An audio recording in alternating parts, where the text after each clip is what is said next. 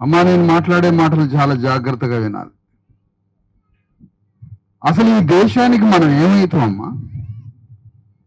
ఈ దేశంలో మనం సభ్యులం కాదా? ఈ దేశంలో మనం పౌరులం కాదా? ఈ దేశంలో మనం మనుషులం కాదా? ఈ దేశంలో ఉన్న జనంలో మనం మనుషులం కాదా? ఈ దేశ పౌరులలో మనకి పౌరసత్వం లేదా? తెలంగాణ వాదం వచ్చింది కదా, తెలంగాణ అనే ఉద్యమం వచ్చింది కదా. ఆ తెలంగాణ రాజ్యంలో మనం మనుషులం కాదా? జాతీయవాదం అని కాంగ్రెస్ పార్టీ వచ్చింది కదా. ఈ దేశ జాతీయవాదంలో మనం మనుషులం కాదా? ఈ దేశంలో మనుషులం కాదా? హిందూ జాతీయవాదం అని బీజేపీ వచ్చింది కదా, మనం హిందువులం కాదా? అంటే మేము హిందువులము కాదా? మేము తెలంగాణ వాళ్ళం కాదా? ఈ దేశ జాతీయవాదులం మేము కాదా? మరి ఎవరం? మరి మేము ఎవరం అని అడుగుతున్నా. ఈ దేశ ప్రధానమంత్రిని, ఈ రాష్ట్ర ముఖ్యమంత్రిని నాకు తెలవగలుగుతున్నా మేము ఎవరం? అసలు దేశ స్వాతంత్రం కోసం పోరాడి జాతీయవాదం అంటే అందులో పోరాడిన మన తల్లిదండ్రులు, తాతలు. మరి ఈ దేశ జాతీయవాదంలో మేము లేమా? తెలంగాణ వాదం, తెలంగాణ రాష్ట్రం అని వస్తే తెలంగాణ ఉద్యమంలో పాల్గొన్నాం. మరి తెలంగాణ రాష్ట్రంలో మేము సభ్యులం కాదా?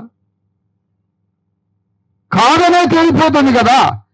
మేము తెలంగాణ వాదం, తెలంగాణ రాష్ట్ర ఉద్యమంలో పాల్గొన్నా మమ్మల్ని నువ్వు మనుషులుగా చూడలేదు కాబట్టే మాకు ఇక్కడ ఇంటి స్థలం ఇవ్వలేదు, మాకు కాలనీ నిర్మించలేదు.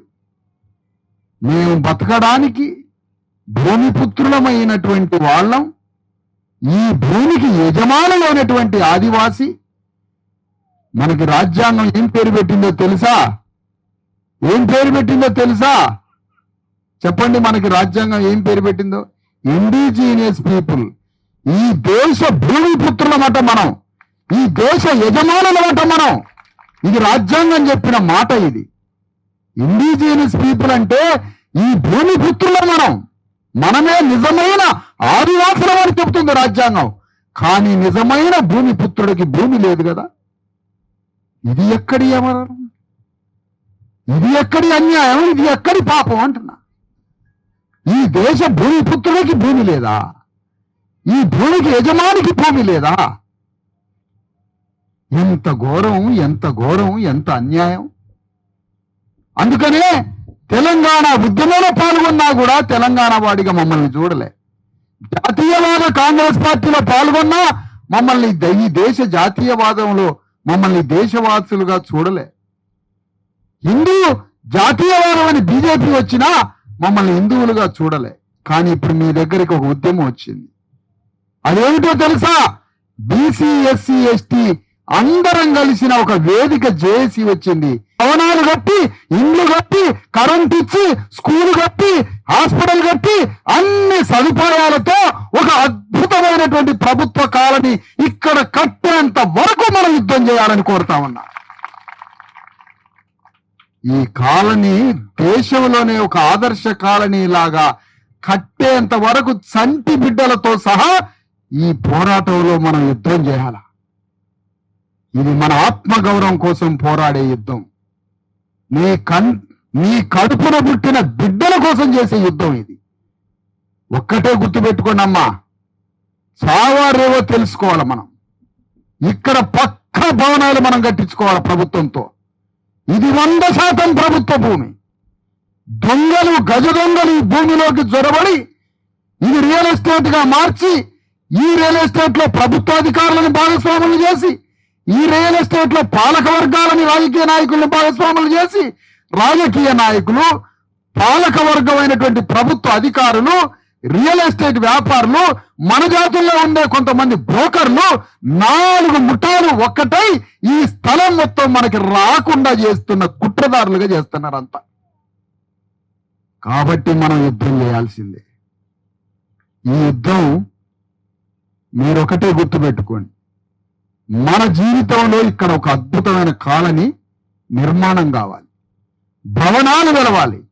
డబుల్ బెడ్రూమ్లు కట్టిస్తారా, అపార్ట్మెంట్ల రూపంలో కట్టిస్తారా, సింగిల్ ఇల్లు కట్టిస్తారా, ఒక్కొక్క కుటుంబానికి 4 గదుల పక్క స్లాబ్ వేసి ఇల్లు కట్టి కరెంట్ వేసి రోడ్లు వేసి స్కూల్ కట్టి హాస్పిటల్ కట్టి అంగన్వాడీ కేంద్రం కట్టి మా అందరికీ సకల సదుపాయాలతో అద్భుతమైన భవనాలు కట్టేంత వరకు మన యుద్ధం ఆపొద్దు అని మీ అందరినీ వేడుకుంటున్నా ఈ సందర్భంగా.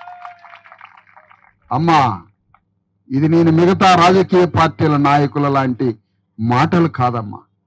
నేను కూడా ఒక ఈ దేశ భూమిపుత్రుని, నేను కూడా ఒక ఇండిజినస్ పీపుల్ని, నేను కూడా ఈ భూమిపుత్రుని, రాజ్యాంగం నిర్వచించిన ఇండిజినస్ ఈ ఆదివాసీ బిడ్డని నేను కూడా.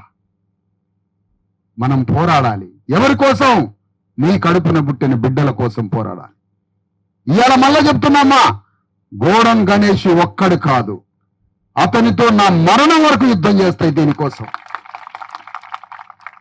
చేయాల్సిందే యుద్ధం. ఎందుకమ్మా ఇంకా జీవితం? ఈ సాధించకపోతే ఎందుకు మన పోరాటం? ఈ మాత్రం సాధించకపోతే దేనికి అంటున్నా. ఒక భూమిపుత్రుడికి ఇంటి జాగి కదా ఈ రాజ్యం. ఒక రేవంత్ రెడ్డి, అసంఖ్యాక సూపర్ పవర్స్ ఉన్నాయి రేవంత్ రెడ్డికి. ఒకే ఒక్క సంతకంతో 100 కోట్ల రూపాయలు పెట్టి భవనాలు కట్టేయచ్చు మనకి. ఒక్క సంతకంతో రేవంత్ రెడ్డి ఎందుకు చేయట్లేదు ఈ పని? 2 నిమిషాల్లో కలెక్టర్ని పిలిపించి, 2 నిమిషాల్లో ల్యాండ్ రెవెన్యూ ప్రిన్సిపల్ సెక్రటరీని పిలిపించి, 2 నిమిషాల్లో ఈ ల్యాండ్ పంచాయతీ క్లియర్ చేసి 100 కోట్ల రూపాయలతో మనందరి ఆదివాసీ బిడ్డలకు ఒక కాలనీ కట్టొచ్చు. హాస్పిటల్, రోడ్లు, కరెంటు, వైద్యం, అంగన్వాడీ కేంద్రం, మనందరికీ కమ్యూనిటీ భవనం. ఇదే కొమరం భీం పేరుతో 100 కోట్ల రూపాయలతో ఒకే సంతకంతో మనందరికీ భవనాలు కట్టొచ్చు. 6 నెలలలో ఇండ్లు కంప్లీట్ అయిపోతాయి. దేవుడు వైద్యుడు గారు రేవంత్ రెడ్డి. కానీ ఎందుకు పని చేయట్లేదు ఈ పని? ఎందుకు మనసప్పట్లేదు మీకు? ఎందుకు ఈ మనసప్పట్లేదు మీకు? అంటే మీరు రియల్ ఎస్టేట్ వాళ్ళ వైపా, పాలక వర్గాల వైపా, భూ కామాంధుల వైపా, భూ కబ్జాదారుల వైపా, భూస్వాముల వైపా, ఎవడి వైపు? కూలీ నాలి చేసి రెక్కలు ముక్కలు చేసుకొని రక్తం మరిగించి కండలు కరిగించి రోజు 400, 300 కూలీ డబ్బులు తీసుకొని వచ్చి ఇంత గుడిసేసుకోవడానికి ఈ భూమి మీద అవకాశం లేదా అమ్మా? ఏం పాపం చేసామమ్మా మేము? ఏం అన్యాయం అమ్మా ఇది? ఇది దేశమా, వల్లకాడా, శ్మశానమా? ఇంతకన్నా ఘోరం ఉంటుందా? ఒకవైపు ఆకాశార్మయాలు, పెద్ద పెద్ద భవనాలు కట్టుకుంటున్న ఈ దేశంలో ఒక్క చిన్న 2 గదుల ఇల్లు గవర్నమెంట్ కట్టియదా? మా డబ్బులు పెట్టే కదా, మా పైసలతో రాజ్యం నడిచేది, మా పైసలతోటేగా, మన పైసలతోటే. మనం తాగి పారేసిన డబ్బులతో రేవంత్ రెడ్డి ప్రభుత్వం నడుస్తుంది. తాగి తూ అని పారేస్తే ఆ పైసలతో ఈ రాజ్యాలు నడుస్తున్నాయి. 100 రూపాయలు క్వార్టర్ తాగితే 50 రూపాయలు గవర్నమెంట్కి పోతున్నాయి అందులో.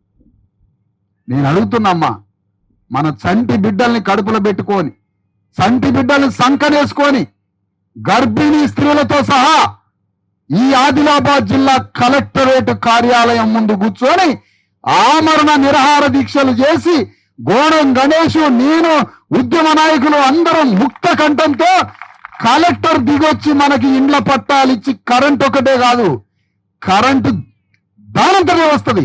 కరెంటు, ఇండ్ల పట్టాలు, గృహ సముదాయం, ఇల్లు కట్టేంత వరకు మన యుద్ధం ఆపొద్దమ్మా. ఇది ఆత్మగౌరవ పోరాటం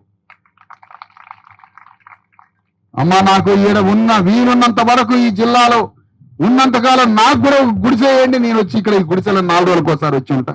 ఈ గుడిసెలో ఉంటామ్మా. నేను మీతోటి ఉండి నేను పోరాడతా. ఇది మన ఆత్మగౌరవ యుద్ధం.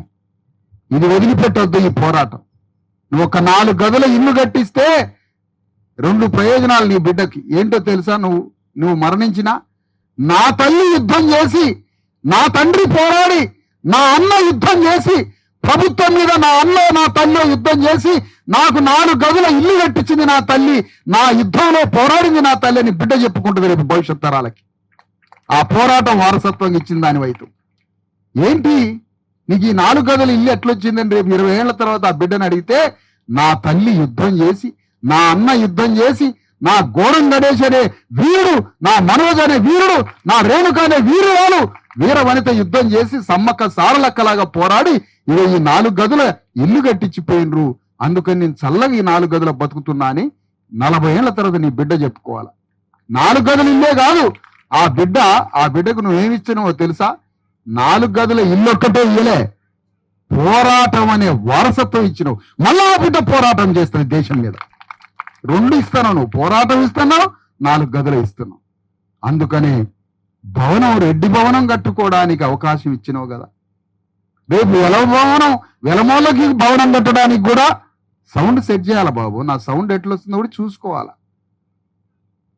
వెలమ భవనం కట్టడానికి కూడా రేపు అవకాశం ఇస్తావు. అంటే వెలమ దొరలకి భవనం కట్టిస్తావు, రెడ్డి దొరలకి భవనం కట్టిస్తావు. కానీ తిండి లేని, ఒంటి మీద బట్ట లేని, కడుపుల పేగులు లేని, వైద్యం లేని, చదువు లేని, ఎండిన ఎముకలతో ఈ దేశ సంపదలో, శ్రామికలో భాగస్వామైనటువంటి, ఒంటి మీద సౌరు, నెత్తి మీద సౌరు లేని, బట్ట లేని ఈ ఆదివాసీ ముఖాలకి ఇంత స్థలం ఇయ్యకపోయా ఈ రాజ్యం. ఎంత బడ్డు బైరాగి రాజ్యం. ప్రధానమంత్రి నరేంద్ర మోడీకి ఈ విషయం తెలియదా? తెలుసు. ముఖ్యమంత్రి తెలియదా? తెలుసు. అందుకనే మన పోరాటం కలెక్టర్ మీద పెట్టాలి, కలెక్టర్ మీద గొంతు మీద పెట్టాలా. మన యుద్ధం మొదలు పెట్టాల్సిందే. దానికోసం ప్రణాళిక రచిద్దాం, వ్యూహం రచిద్దాం. గౌతమ్ గణేష్ ఒంటరి వాడు కాదు, ఆయన తరఫున 1,00,000 మంది సైన్యం అంటుంటది. రాష్ట్ర వ్యాప్తంగా సైన్యం ఆయన అంటుంటది. ఒక న్యాయమైన డిమాండ్. ఆనాడు కొమరం భీము బాణాలు తీసుకొని, తుపాకులు తీసుకొని యుద్ధం చేసిండు. ఈనాడు మన యుద్ధం ఏ బాణాలు వద్దు, ఈ రాజ్యాంగంతో యుద్ధం చేద్దాం. ఇదే మన ఆయుధం, ఇదే మన ఆయుధం. ఈ రాజ్యాంగంతో యుద్ధం చేద్దాం. ఇది శాంతి సామరస్యాల ప్రజాస్వామ్యం కోసం పోరాడే ఆయుధం ఇచ్చిండు డాక్టర్ అంబేద్కర్. నేను ఈ సందర్భంగా ఒక మాట చెప్తున్నానమ్మా. ఈ మధ్య ఒక సినిమా వచ్చింది, కొమరం భీమ్ అని. ఆ కొమరం భీము మీద సినిమా వచ్చి, ఆ కొమరం భీములో జూనియర్ ఎన్టీఆర్ పాల్గొని మన పేదల భూముల గురించి, మన పేదల భూముల హక్కుల గురించి, కొమరం భీము పాత్ర గురించి ఆ సినిమా తీసి 2,000 కోట్ల రూపాయలు మన పేదల దగ్గర కొల్లగొట్టిపోయారు ఆ సినిమా వాడు. నేనేమంటానంటే, ఈ భూ పోరాటంలో జూనియర్ ఎన్టీఆర్ రావాలని కోరుతా ఉన్నా ఈ వేదిక మీద నుంచి. నువ్వు నిజంగా హీరోవా? నువ్వు నిజంగా హీరోవా? నువ్వు నిజంగా హీరో అయితే, బొమ్మ హీరోవా? బట్ట మీద, ఆ గుడ్డ మీద కనిపించే బొమ్మ హీరో అయితే నువ్వు బొమ్మ హీరో అని ప్రకటించు. లేదా నిజంగా హీరో అయితే ఈ ఆదివాసీల యుద్ధంలో నువ్వు వచ్చి పాల్గొను అని కోరుతా ఉన్నా. జూనియర్ ఎన్టీఆర్ ఇల్లు ముట్టరు కూడా ఇవాళ పోరాటానికి నువ్వు రాకపోతే, లేదంటే ఈ కథ మా ఆదివాసీలకు చెప్పి, మా అణగారిన వర్గాలకి ఈ కథ చెప్పి, కొమరం భీమ్ అనే కథ చెప్పి ఎన్ని వేల కోట్లు వేసుకుపోయిండు?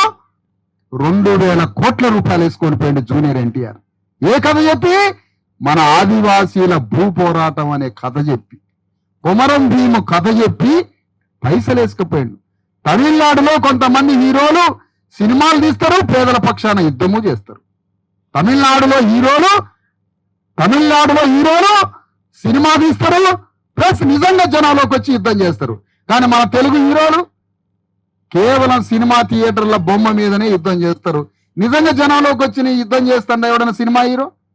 జూనియర్ ఎన్టీఆర్ కొమరం భీము కథతో అడ్డం పెట్టుకొని మా ఆదివాసీల ఆకలి చావులు, ఆకలి దప్పులని అడ్డం పెట్టుకొని కథ చెప్పి, ఆ కథతో ఆదివాసీలు అణగారిన వర్గాల దగ్గర నుంచి 2,000 కోట్ల రూపాయలు దొంగతనంగా వేసుకొని పోయిన జూనియర్ ఎన్టీఆర్, నేను ఆరోపిస్తున్నా, నువ్వు నిజమైన హీరో అయితే ఈ భూ పోరాటంలో పాల్గొని మాకు ఇల్లు కట్టియడానికి మా యుద్ధంలో రా.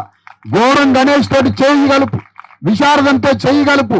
ఈ ఆదివాసుల యుద్ధంలో జూనియర్ ఎన్టీఆర్ పాల్గొనాలి. జూనియర్ ఎన్టీఆర్ పాల్గొనకపోతే ఆదివాసీల యొక్క చురకలు అంటుతాయి. నీవు నీ సినిమాని బ్యాన్ చేసుకోవాల దేశవ్యాప్తంగా. ఆదివాసీలు తమ ఇంటి కోసం, కరెంటు కోసం వాళ్ళ నాన్న విజయేంద్ర ప్రసాద్. ఎవరు విజయేంద్ర ప్రసాద్? ఎవరు? ఆ కథ రాసిన ఆయన, అందులో పాల్గొన్న జూనియర్ ఎన్టీఆర్ ఒక్క కరెంట్ వేయడానికి వచ్చిందా? 1,000 కోట్ల రూపాయలు మనల్ని అడ్డం పెట్టుకొని తీసుకున్నాడు కదా. మరి కరెంట్ వేయడానికి వచ్చిందా? రాలే. కానీ మనం ప్రతి ఒక్కరిలో సినిమా చూసినాం 200 రూపాయలు ఇచ్చి, 200 రూపాయలు ఇచ్చి సినిమా చూసినాం. అందుకని నేనేమంటానంటే, మనల్ని అడ్డం పెట్టుకొని యుద్ధాలు చేసి, పోరాటాలు చేసి మనం చేసిన ఈ పోరాటంతో రేపు భవిష్యత్ తరాలకి ఇక్కడ కాలనీ తయారు కావాలి. కొద్ది రోజులలోనే ఇక్కడ ఒక అతిపెద్ద కాలనీ నిర్మాణం కావాలి.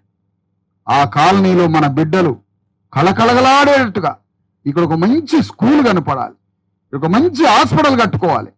ఇంకా చుట్టుపక్కల ఉన్నటువంటి ఆదివాసులు కూడా తీసుకొని రావాలి.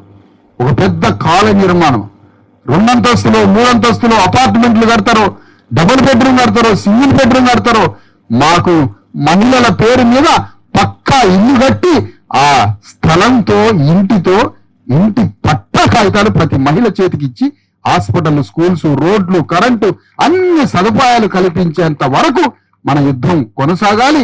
ఆ యుద్ధంలో మనందరం పాల్గొనాలని మీ అందరినీ కోరుతూ మనందరం పోరాటం చేయాలని మీ పిడికిలి బిగించి నిరోధించమని కోరుతా ఉన్నాను. ప్రపంచంలో ఏ మూల ఏ క్షణం ఏం జరుగుతుందో వేగంగా తెలుసుకోవడానికి తొలి వెలుగు వాట్సాప్ ఛానల్ని ఫాలో చేయండి.